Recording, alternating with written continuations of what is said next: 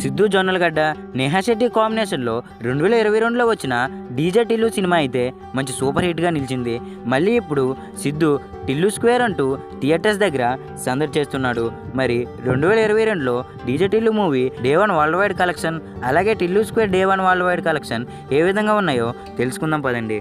2022లో సిద్ధు జొన్నలగడ్డ, నేహా శెట్టి నటించిన DJ Tillu cinema అప్పట్లో youth audience అందరినీ బాగా ఆకట్టుకుందనే చెప్పాలి.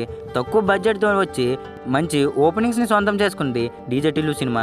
టోటల్ వరల్డ్ వైడ్గా 9 కోట్ల వరకు గ్రాస్ను, 4 కోట్ల వరకు షేర్ను వసూలు చేసింది.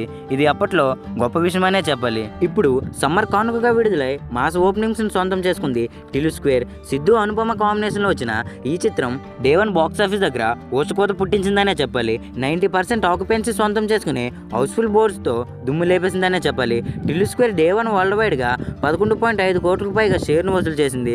అలాగే 25 కోట్ల వరకు గ్రాస్ను వసూలు చేసి పెద్ద సినిమాలకు షాక్ ఇచ్చిందనే చెప్పాలి.